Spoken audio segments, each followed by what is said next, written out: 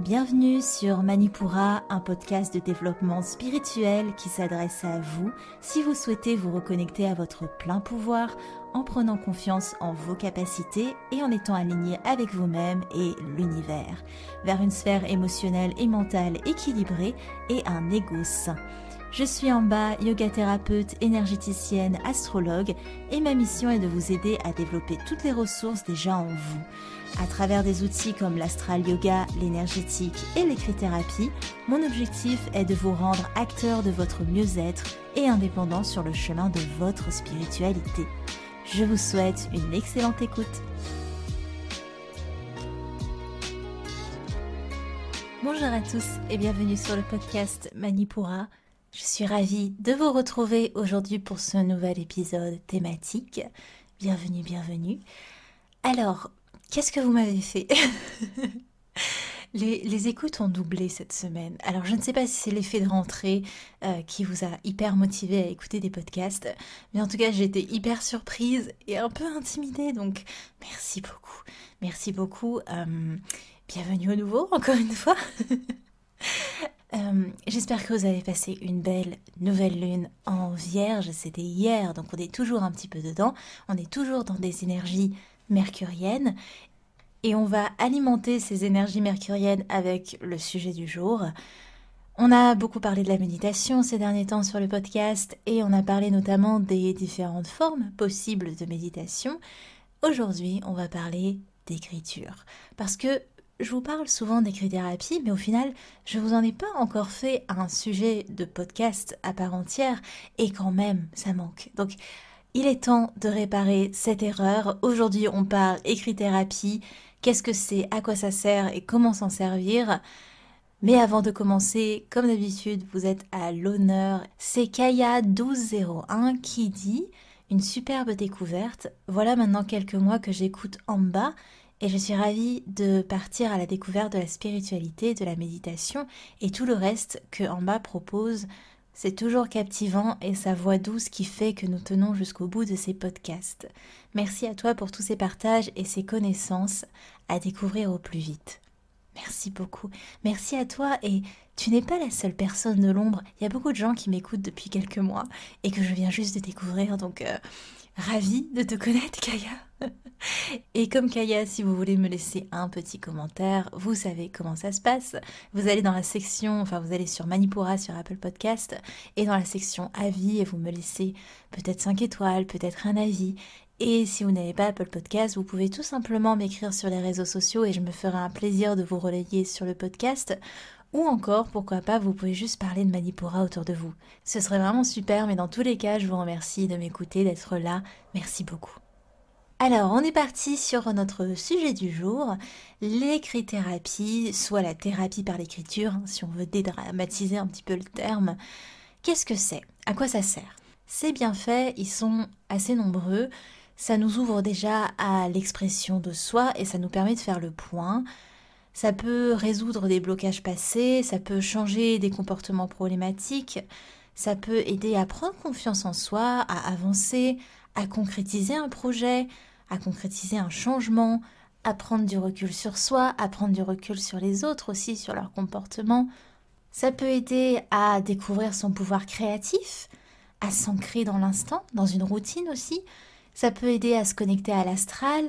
Ça peut aider à passer un cap aussi pour se sortir de troubles dépressifs, de troubles anxieux, pour surmonter une phobie, pour travailler sur des attaques de panique, des souffrances psychiques, etc. C'est un outil parfait pour tout ce qui dit transition de manière générale, pour sortir d'un ancien schéma et pour se développer personnellement, tout simplement. Développer dans sa pensée, dans ses objectifs, dans sa manière de voir les choses, etc. etc.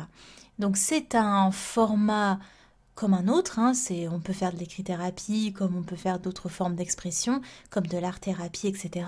Mais bon, ça m'a toujours passionnée l'écriture et c'est pour ça aussi que c'est un format que j'ai choisi de vous partager à travers les petits exercices que je vous donne à chaque fin de podcast. Alors concrètement, comment pratiquer? Je vais vous donner déjà plusieurs méthode d'écrit-thérapie parce qu'il n'y a pas juste répondre à des questions ou un journal de bord, il y a beaucoup d'autres méthodes qui peuvent être utilisées, mais avant tout, au niveau des outils déjà, Vous pouvez tout simplement écrire dans un carnet, assez classique. Vous prendrez plaisir à écrire et à vous reconnecter à votre écriture aussi. Sachez que, alors ça me passionne tout autant, mais je ne suis pas formée pour. Le style de votre écriture en dit énormément sur vous. Et si vous me suivez sur Instagram, vous le savez déjà, je propose des lectures sur photo de temps en temps en story. Ça me fait plaisir et ça me permet d'avoir un petit contact avec vous. Et de temps à autre aussi, j'aime bien faire de la lecture sur écriture où je vous analyse via votre style d'écriture. Parce que à partir du moment où vous écrivez un mot d'une certaine manière, les choix aussi dans les mots, du vocabulaire, la hauteur des lettres, le fait que les lettres soient plus compactes ou plus espacées, etc., etc., la courbure, bref, il y a plein de choses qui vous décrivent. Et le fait est que avoir ce petit travail d'observation quand on a une écriture manuscrite, donc quand on écrit sur un carnet ou autre, c'est un vrai bonus. Alors évidemment, vous pouvez écrire sur ordinateur, surtout que il y a des méthodes d'écrithérapie dont je vais vous parler qui sont assez fastidieuses, donc il faut être motivé pour faire ça à l'écrit. Mais dans tous les cas, choisissez l'outil qui vous semble le plus confortable. Le but, ce n'est pas de marcher à reculons quand il s'agit d'écrire. Et pourquoi pas, vous pouvez aussi doubler l'exercice par de l'art-thérapie en choisissant des feuilles de couleur en fonction de votre mood, en choisissant différents stylos, en choisissant de dessiner aussi à côté de votre écriture, etc. Bref, il n'y a de limite que votre imagination, j'ai envie de dire. En tout cas, le corps du sujet et ce qui vous intéresse le plus, je pense, c'est les différentes formes que peuvent prendre l'écrithérapie. On va commencer par... Alors je ne sais pas combien j'en ai listé. Il en existe vraiment une flopée, et là c'est une liste non exhaustive que je vous donne aujourd'hui. Et chaque forme a son potentiel propre, donc je vais vous les donner. Personnellement, je n'utilise pas toutes les formes que j'ai listées, mais certaines auront votre préférence, d'autres pas du tout. Vraiment, voyez en fonction de vos besoins, en fonction de ce qui vous appelle également. Et en fonction de votre but aussi. Alors, j'ai pas forcément vu le nombre que j'ai listé, donc on va faire petit 1. L'indétrônable, j'ai envie de dire, la star de l'écrithérapie, le journal de gratitude. Comment passer à côté? On en entend parler tout le temps. Le journal de gratitude, ça va vous permettre de tout simplement relever le positif dans votre journée pour prévenir, voire démentir les prévisions anxieuses que vous pouvez avoir et aussi habituer le cerveau à se concentrer sur le positif dans le quotidien, à établir vraiment la pensée positive comme une routine, comme un automatisme, en construisant des biais de pensée tout simplement qui se détachent de la négativité et de la fatalité. Je vous invite à aller voir l'épisode, je ne sais plus le numéro, excusez-moi, mais façonner votre réalité grâce à la méditation, où je vous explique comment marchent les biais de pensée et comment surtout vous pouvez les modifier à travers la fameuse visualisation de l'autoroute. Je vous invite à aller écouter cet épisode pour en savoir plus. En tout cas, c'est le journal de gratitude, la forme de thérapie que j'ai voulu vous proposer en créant le premier cahier Manipura. Pour ceux qui sont là depuis très longtemps, qui ont suivi Manipura sous forme de blog, j'avais sorti un cahier qui s'appelait Mon cahier de pensée positive, d'ailleurs qui est en téléchargement gratuit sous forme d'e-book. Vous pouvez vraiment le télécharger et tout simplement imprimer les feuilles pour... donc vous avez une section pour écrire vos pensées le matin ou comment vous prévoyez la journée et pour réécrire ce qui s'est pas vraiment passé le soir. Ça va vous permettre de confirmer ou au contraire ne pas confirmer les prévisions anxieuses que vous pouvez avoir. Et en grande majorité, les prévisions que l'on a sont fausses. On a tendance à se monter un petit peu la tête et ça va permettre justement de démentir, de casser le biais de pensée fataliste. Alors, petit 2, petit 2, les lettres. Donc, un grand classique également. On peut distinguer 2 catégories dans les lettres. La première catégorie, ça va être la lettre défouloir, vraiment défoulement thérapeutique. C'est un bon moyen pour décharger l'émotionnel et décharger aussi la charge mentale sur le court terme en tout cas, pas sur le long terme, mais ça fait vraiment effet de défouloir, c'est le but. Et il faudra prendre le temps de cerner la cause du trop-plein émotionnel pour éviter de se retrouver dans un cercle vicieux où on va de réaction en réaction. Donc voilà, le but c'est vraiment de se défouler et non pas de faire soupape de décompression tous les 5 jours, parce que sinon cet exercice est inefficace au final, il servira juste sur le court terme. La deuxième forme de lettre, ça va être la lettre à vous-même, ça va être la lettre positive ou la lettre d'amour, comme vous voulez. Ça va être une lettre qui va permettre de dédramatiser les creux de vague que vous pouvez avoir et ça va vous permettre aussi d'être votre propre moteur en vous auto-encourageant. C'est plutôt pratique. Le but, c'est d'écrire en amont lorsque vous vous sentez de bonne humeur, que vous avez une énergie au beau fixe, d'écrire une lettre à vous-même, de soutien, d'encouragement, de conseil, et de l'ouvrir plus tard lors des moments difficiles. C'est un bon exercice parce que vous devenez votre propre soutien et ça rappelle au cerveau, quand il est pris dans l'anxiété, que ce sont des moments impermanents et que les instants de paix ont existé auparavant et existeront aussi dans le futur. Et par ce fait, vous vous engagez réellement dans votre bien-être, dans votre développement personnel. Ça vous engage, ça vous permet d'avoir cette position d'ami à ami avec vous-même. Donc c'est hyper cool, la lettre positive. Le petit 3, j'aime beaucoup, l'écriture méditative. Alors, on en avait déjà un petit peu parlé lors de l'épisode où je vous listais les formes de méditation. Désolée, je perds le compte dans mes épisodes, c'est terrible. Donc l'écriture méditative, ça consiste tout simplement à relever vos pensées, relever les mots ou les concepts comme ils vous viennent lors d'une méditation. Donc de vraiment coucher sur le papier ce qui vient. Et l'enjeu va être, comme dans une méditation, d'observer et de laisser couler les pensées, de les laisser aller aussi, parce qu'une fois qu'on les a écrites, elles ne nous appartiennent plus. Elles sont fixées dans le papier, si je peux dire. Ça permet, cette méthode, de développer l'instinct, la conscientisation de l'instant présent aussi. C'est une très bonne méthode de retour à soi pour les personnes qui sont assez nerveuses et qui ont du mal à se poser en méditation statique, je dirais. Ça permet la compréhension du fonctionnement de l'esprit aussi. Et parce que justement, on va pouvoir vraiment voir le flot de notre pensée, voir quelle pensée en amène une autre. Et c'est une porte superbe pour comprendre ces mécanismes, tout simplement. Et aussi, ça permet de s'exprimer sans filtre. Donc de se laisser la possibilité d'écrire tout ce qui vient, tout simplement. Sans avoir peut-être l'expression telle que la parole, où on va un petit peu se couper de dire certains mots. Là, ça reste dans notre intimité, donc on peut vraiment laisser aller les choses sans aucune barrière. Donc comme j'ai pu le dire, l'écriture méditative, c'est parfait pour les personnes qui sont assez nerveuses, qui ont du mal à se poser et à s'écouter. Ça va obliger en fait ces personnes à se concentrer sur une action, parce que l'inaction supposée dans la méditation classique peut apporter une certaine angoisse à ces personnes-là. Et voilà, pour les personnes qui vivent à 100 à l'heure, c'est vraiment une bonne méthode. Petit 4, j'ai déjà perdu mon fil. Petit 4, l'écriture intuitive. Alors, j'en avais aussi parlé dans l'épisode 16, cette fois je m'en souviens, sur comment communiquer avec ses guides. Alors c'est une méthode qui peut paraître un peu complexe et ça demande d'être pas mal à l'écoute de soi. Alors c'est une méthode qui consiste tout simplement à prendre un stylo et une feuille et à vous laisser aller aux mots et aux phrases qui vous viennent intuitivement. Alors attention, encore une fois, petit disclaimer, à ne pas confondre l'écriture automatique avec l'écriture intuitive. L'écriture automatique, c'est une forme de spiritisme visant à être en contact direct avec une entité. Là, c'est de l'écriture intuitive. Vous allez être en contact avec votre intuition et non pas avec une autre entité. C'est un outil de plus, l'écriture intuitive, pour vous aider à développer votre perception. Vous allez aussi vous connecter à l'astral grâce à cette méthode parce que votre intuition, c'est aussi vos guides qui essayent de vous faire passer des messages via votre intuition. Donc c'est vraiment de vraiment laisser aller, de voir les mots qui viennent. C'est une méthode que personnellement j'utilise assez rarement, mais elle est très efficace quand il s'agit de poser à plat les choses, surtout après une période de trouble, une période un petit peu difficile. Et intuitivement, vous allez écrire ce que vous ressentez vraiment. Et rien que ça peut vous aider à vous guider vous-même pour la suite des événements.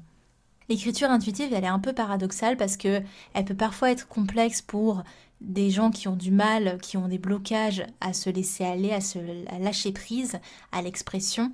Et en même temps, elle peut défaire des blocages chez des personnes qui sont sensibles et qui ont du mal à s'exprimer à l'oral. C'est aussi une excellente méthode pour tous les gens qui ont un petit peu du mal avec tout ce qui dit ressenti subtil. Ça permet d'avoir quelque chose d'un peu plus matérialisé pour comprendre son intuition. Également, si vous n'êtes pas trop fan de la de la notion de guide, de la notion d'ange, etc. Ça vous permet juste de vous connecter à vous-même, à votre intuition, et voilà quoi. Donc c'est vraiment, encore une fois, l'écriture de toute façon, c'est un miroir de nous-mêmes.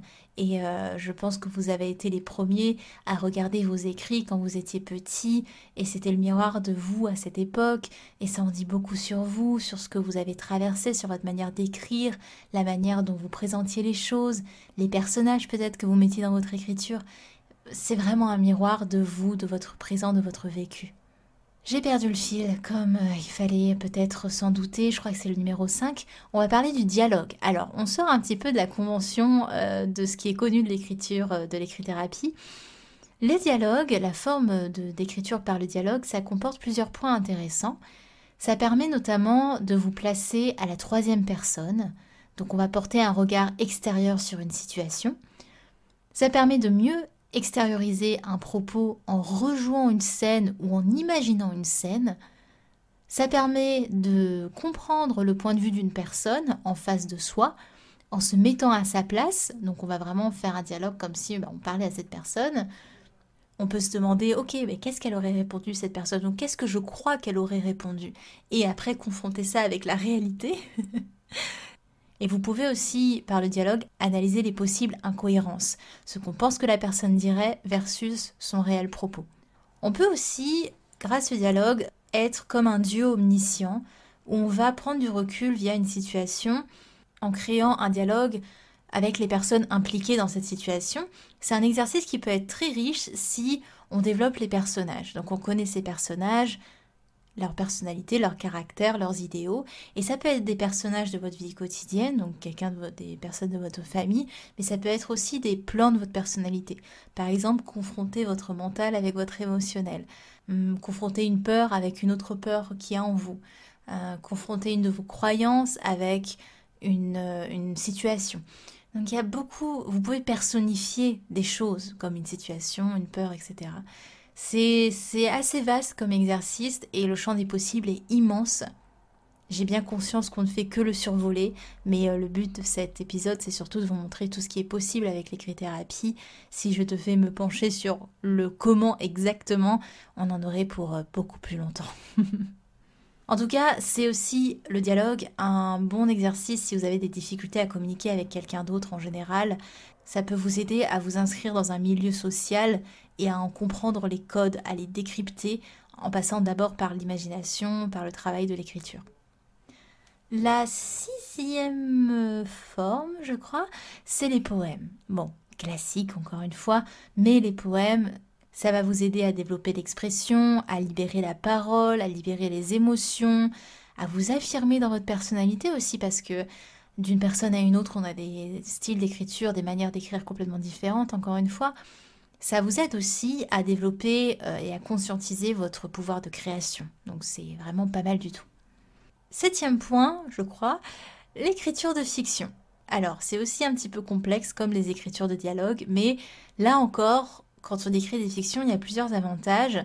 Comme les poèmes, évidemment, ça vous permet de développer la firme créatrice qui est en vous. Ça vous permet par le choix de style de votre fiction, par les caractéristiques des personnages et la trame de l'histoire, de comprendre les mécanismes par lesquels vous passez. Parce que forcément, en tant qu'auteur, vous mettez votre cœur, votre mental, tout ce qu'il faut dans cette écriture, dans cette histoire. Donc ça en dit beaucoup sur vous. Alors quand je dis écriture de fiction, je ne parle pas d'écrire un roman entier, mais c'est vraiment, ça peut être des petites nouvelles, 2-3 pages. Ça peut être vraiment des choses assez simples. En tout cas, ça permet d'organiser la pensée aussi, parce que quand vous écrivez une histoire, il va y avoir un petit effort de structure à faire pour la faire évoluer sous la contrainte d'une trame narrative. Et ça va vous permettre aussi de vous ouvrir aux différentes conséquences, aux différents résultats, aux différents dénouements possibles de vos personnages, d'une situation. Donc ça vous permet d'élargir votre champ de conscience et les champs des possibles. Et enfin, ça va être utile, l'écriture de fiction, pour les personnes qui ont des difficultés, notamment à creuser dans leur passé ou au contraire à se projeter dans l'avenir. Ça va permettre un petit travail d'imagination, même si vous savez que je plébiscite, enfin pour moi c'est évidemment l'instant présent le plus important, mais voilà, s'il y a un petit travail à faire sur le passé, un petit travail à faire sur le futur, l'écriture de fiction peut vachement aider. La 8e forme, ça va être l'écriture de rêves. Alors, pour ce faire, 2 versions. Il y a les rêves dans le sens des rêves nocturnes, donc de votre monde onirique. Là, la méthode la plus simple, c'est d'avoir un petit carnet à côté de votre lit. Et honnêtement, c'est ce que je vous conseille si vous voulez faire cette méthode. Ayez un carnet à côté de votre lit et d'écrire les rêves dès que vous vous réveillez. Parce que croyez-moi, ils n'attendront pas que vous vous en souveniez après votre café, après votre méditation, après votre gym, etc.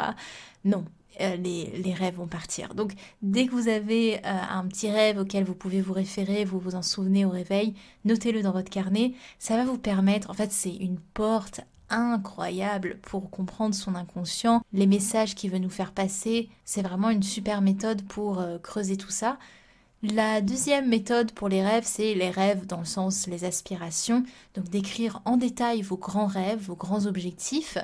Vous avez des personnes qui font ça en art-thérapie sous forme de vision board. Ça n'a jamais été mon truc, mais c'est très très personnel. Là, c'est juste la version écrite de ce système. Ça va vous permettre de transposer dans la réalité par l'écrit vos rêves, vos aspirations, de les poser dans l'instant, de leur donner une forme, de leur donner peut-être un plan si vous voulez faire des étapes pour aller vers vos rêves. Vous pouvez les dessiner aussi si ça vous aide pour ajouter du visuel à ces intentions. En tout cas, votre cerveau il sera plus à même de planifier les étapes qui vous mènent à la réalisation de vos projets s'il y a un plan, si ça a été écrit, si ça a été posé dans la matérialité, dans la réalité. Ça va ramener du concret à quelque chose qui est assez aérien au final. 11e forme, je crois, les tableaux et les listes. Classiques, mais c'est simple, c'est efficace. Faire des tableaux ou faire des listes, ça va vous permettre, et c'est déjà de l'écrit-thérapie, ça vous permet de schématiser des problématiques, d'avoir une vue d'ensemble, de faciliter la compréhension en les classant, en allégeant la charge mentale aussi, en posant sur papier ce qui passe. Par exemple, si vous avez des choix à faire importants, vous pouvez faire, vous savez, le fameux pour ou contre. Ça va vous aider à atteindre vos objectifs et ça va vous permettre d'établir un ordre de priorité et de faisabilité aussi. Et on arrive à la dernière forme que je peux vous conseiller. Alors encore une fois, la liste est non exhaustive. C'est la description détaillée. C'est une technique qui a pas mal d'avantages également et qui peut aider dans beaucoup de cas, notamment en cas de trouble de l'attention. Donc ça va vous aider à vous attarder sur un objet, sur une situation, sur un décor et à épier les moindres recoins, les moindres détails. Et la description détaillée va vous obliger à vous focaliser sur un point. Ça va vous aider à garder la concentration et à développer le plus possible sur une seule et unique chose. Ça peut aider aussi en cas de phobie, donc de décrire l'objet de la phobie dans le moindre détail pour se familiariser avec le sujet ou la situation et surtout pour la placer dans un contexte amusant ou absurde. Par exemple, si vous avez peur des araignées, de décrire de manière très biologique ce qu'est une araignée, à quoi ça ressemble, de quoi elle est constituée, etc., comment elle vit. Ça va vous aider à dédramatiser la chose, tout simplement. Dernière possibilité pour laquelle la description détaillée peut être utile, c'est en cas de trouble anxieux. Donc ça va être le fait de décrire les prévisions anxieuses pour aider à comprendre les biais de pensée dus à l'anxiété justement, et ça va aider à vérifier les incohérences, on en a un petit peu parlé déjà. Par exemple, décrire les prévisions anxieuses, voir si c'est cohérent au niveau de la proportion. Par exemple, je sais pas, demander à votre patron de partir 1 heure plus tôt vendredi parce que vous avez quelque chose à faire et de tout de suite s'imaginer prévision anxieuse, qui va vous prendre pour un fainéant, qui va vouloir vous mettre à l'écart, qui va douter sur votre qualité de travail, qui va douter également sur votre motivation, et ça va peut-être se répercuter par il va me renvoyer, qu'est-ce qui va se passer, etc. Bref, ça peut aller très loin, les personnes qui ont des prévisions anxieuses, ça peut aller à l'extrême parfois, et la description détaillée va permettre de confronter un petit peu tout ça, d'écrire en détail les prévisions anxieuses et les confronter après avec la réalité, tout simplement. On a passé un petit peu en revue certaines formes de l'écrit-thérapie. Vous le voyez bien, il y a beaucoup plus que juste répondre à des questions. C'est vrai que c'est un format qui est assez facile que je vous permets de faire à la fin des podcasts parce que bon, ça s'inscrit un petit peu mieux dans la continuité d'un podcast. En tout cas, quelle est la place du thérapeute vis-à-vis de tout ce dont on a parlé? Si vous voulez, bien que la thérapie par l'écriture soit facilement accessible et praticable par tous, parfois être accompagné d'un thérapeute, ça peut s'avérer utile dans le sens où le thérapeute va soutenir la personne en mettant en lumière son processus d'analyse et de création. Ça va permettre d'apporter un regard extérieur, permettre d'aiguiller, d'accompagner la personne vers des exercices qui seront plus adaptés en fonction de la problématique. Et le rôle du thérapeute, c'est d'amener la personne à plus d'autonomie, que la personne soit plus autonome dans son développement parce que une fois qu'on a mis en lumière les points ensemble, la personne commence à être beaucoup plus observatrice de ses propres comportements et c'est ça qu'on recherche au final.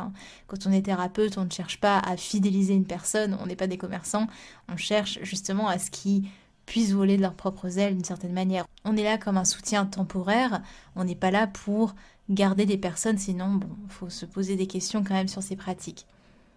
En tout cas, je ne vous laisse pas sur votre faim, je vous donne des petits outils pour continuer sur cette exploration de l'écrit-thérapie et aussi je vous parle à la fin du podcast d'un petit événement qui se prépare.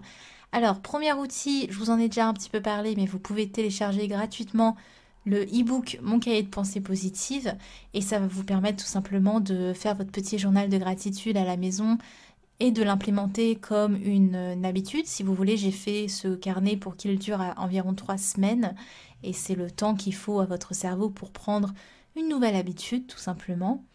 Le deuxième outil que je vous propose, c'est plutôt une pratique. Alors, c'est comme vous voulez évidemment, mais choisissez une des méthodes qu'on a listées aujourd'hui, choisissez celle qui vous a le plus appelé et tout simplement de vous y coller, quoi, d'essayer, de voir comment ça rend chez vous. Et n'hésitez pas d'ailleurs si vous voulez à me taguer sur Instagram en bas.manipura sur vos exercices d'écrit-thérapie. Je serais ravie de voir ça et peut-être même de vous donner mon petit insight si j'ai le temps. Mais voilà, n'hésitez pas, prenez une méthode qui vous appelle et essayez tout simplement. Le dernier outil que je vous propose, alors là c'est plus un atelier que j'ai mis en ligne, c'était un des premiers ateliers Manipura mais qui est toujours d'actualité, qui concernait l'écrit-thérapie spécialement pour les corps subtils. Alors si vous écoutez Manipura depuis le début, vous savez qu'il y a toute une série sur les corps subtils et cet atelier va vous permettre de faire le point sur vos corps subtils, donc du corps physique, émotionnel, mental, causal, etc. etc. C'est un atelier vraiment d'écrit-thérapie, mais tous mes ateliers de manière générale contiennent un peu d'écrit-thérapie et d'énergétique. Si ça vous intéresse, je vous mettrai le lien pour accéder à la plateforme d'atelier dans les notes de l'épisode. Alors c'est une plateforme, donc vous avez accès, si vous avez accès à cet atelier, vous avez accès à tous les autres ateliers. Et il y a de quoi faire, il y a de quoi faire. La dernière chose dont je voulais vous parler, c'est assez important, c'est plutôt un événement, donc on quitte un peu les outils, c'est un événement que j'organise avec 2 de mes consoeurs yoga thérapeutes et professeurs de yoga. On organise un séjour yoga, donc une retraite du 11 au 14 novembre 2021. C'est un séjour yoga basé sur la reconnexion à la nature, à soi-même et surtout à la découverte du yoga et de ses pratiques, donc c'est ouvert à tous les niveaux. C'est au cœur de la Savoie, dans un cadre magnifique, à 25 km du lac d'Annecy, pour ceux qui connaissent. On est vraiment ravis du lieu. Sur place, il y a tout ce qu'il faut pour pratiquer et aussi se détendre. Vous pouvez profiter des marches dans la nature, en montagne, mais vous avez aussi un spa sur place. Et au niveau du programme, vous aurez des cours de yoga matin et soir, des méditations et des cercles de parole avec moi, des ateliers énergétiques avec moi en direct. Ça serait trop cool, ce serait vraiment hyper top de retrouver certains d'entre vous en live, on va dire. Il y aura aussi de la cuisine ayurvédique et végétarienne, forcément on est dans des pratiques yogiques donc on reste sur des végétariens. Et on vous prépare aussi une cérémonie du cacao pour ceux qui ne connaissent pas, c'est la petite surprise de fin de séjour. Et sur place je pourrai aussi donner des consultations en soins énergétiques pour ceux qui le souhaitent, évidemment. Alors si ça vous intéresse, je vous mets dans les notes de l'épisode un lien direct pour réserver un appel avec moi, que je vous parle un petit peu de tout ça. En tout cas, ce genre d'événement, c'est l'occasion parfaite pour casser un petit peu la distance et vous permettre de vous rencontrer tout simplement. Donc n'hésitez pas, ce serait avec plaisir de vous retrouver en Savoie pour pratiquer tous ensemble. Voilà, je pense qu'on a ensemble fait un joli petit parcours découverte de l'écrit-thérapie. J'espère que ça vous a plu et c'était quand même assez important de faire enfin un épisode sur cette pratique depuis le temps que je vous bassine avec l'écrit-thérapie. En tout cas, je vous retrouve la semaine prochaine pour un prochain épisode. C'était en bas de Manipura.